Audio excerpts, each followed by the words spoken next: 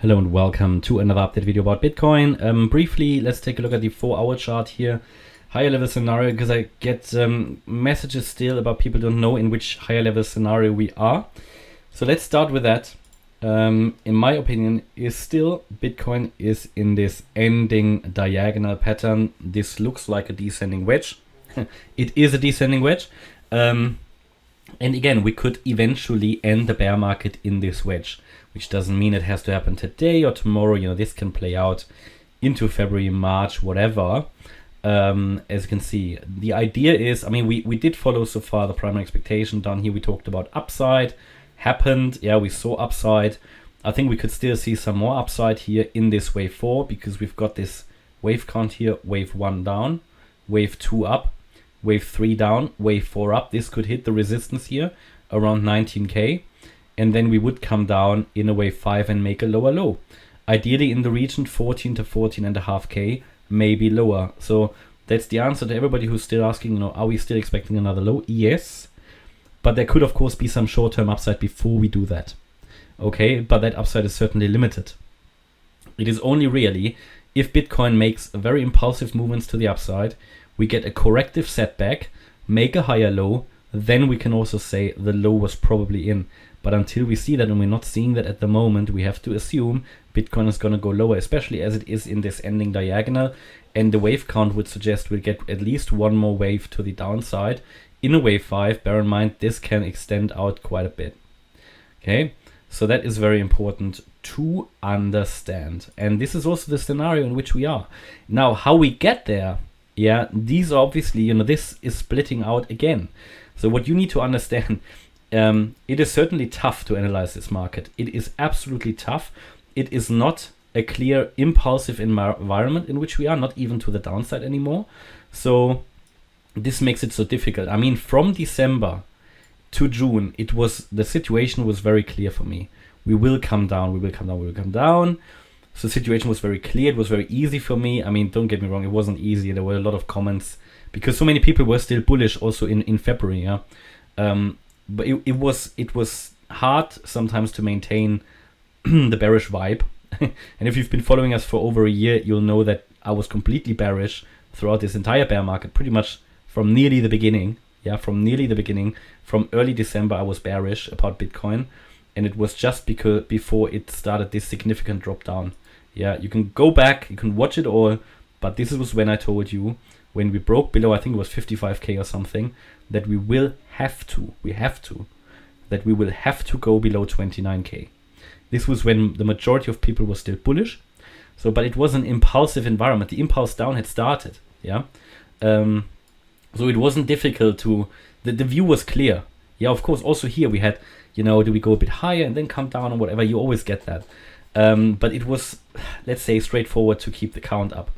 Now it is getting difficult in these environments here when you are sort of getting towards the end of a downtrend. As you can see, the momentum is reducing to the downside. You can clearly see that if you see how strong we came down here, this is more like a sideways movement. This is when it gets boring, and it's also when it gets messy. Yeah, the first time we had a really messy structure was when we hit the June low, and that was also the first time I told you the low could be in. Yeah.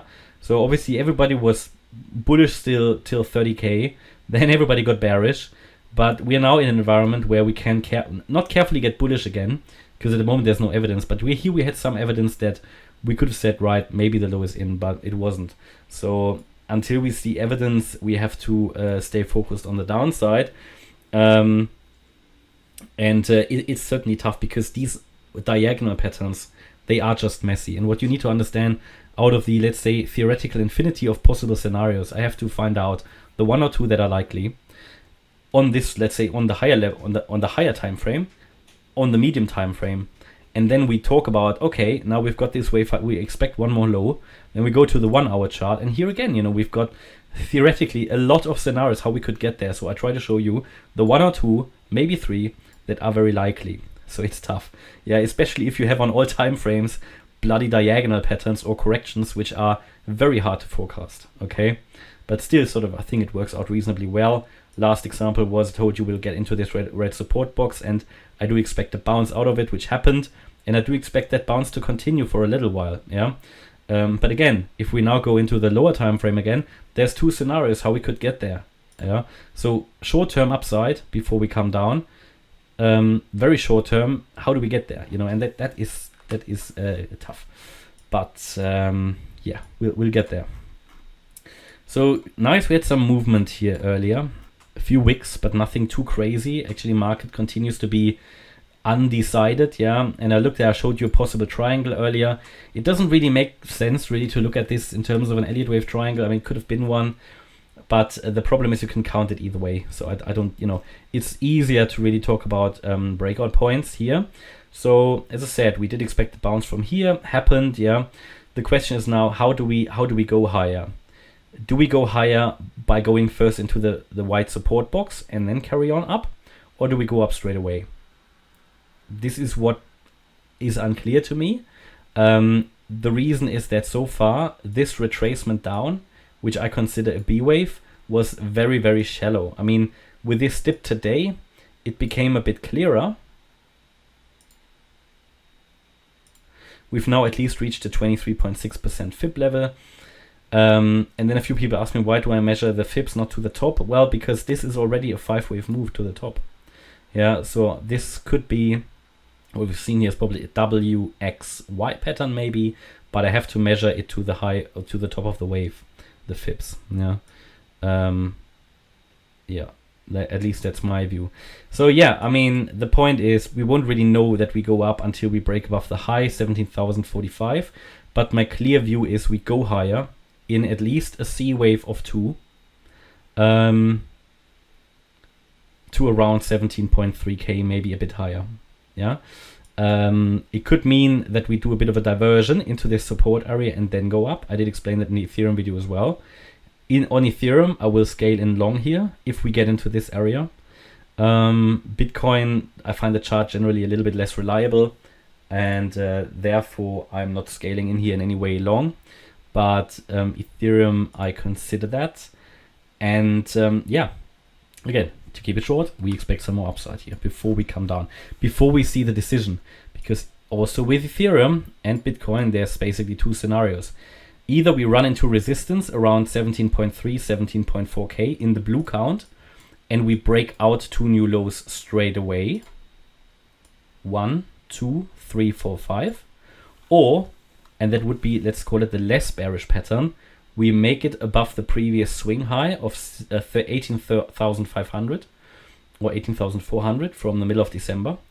And we will move up in this wave C to the upside in a 5-wave move. So then it would be a 1, 2, 3, 4, 5. So we won't really know because they will look similar until we get the 4th wave. So if we get a wave 1 up, that could also be an A wave. We get a wave 2 down, that could be a B wave in the blue count. And we get a wave 3 up, that could be the C wave in the blue count. And it's really only at this point, I mean, if anybody wants to scale in here, this would be an ideal place to take profits. No financial advice, but based on the trade setup, it would make sense to take at least partial profits, because from here we would get a move down, either a shallow one, which will then take us higher, or the complete breakdown. And on the way, I'll try to make some calls here to let you know where we're heading, because we might pick it up in the structure. But short term, all of these scenarios are aligned until we get into the 17.3, 17.4K region. It would seriously surprise me. I mean, anything is possible in these markets. It would seriously surprise me if we don't go any higher and break to the downside straight away from here. That would seriously surprise me. And then I would consider the analysis was wrong, and we have here made something which I believe is very unlikely. Okay, that's my update about Bitcoin. I hope you liked the update. If you did, please hit the like button, leave a comment and subscribe. And if you really like the content, then please check out the channel membership. Thanks a lot for watching. Bye-bye.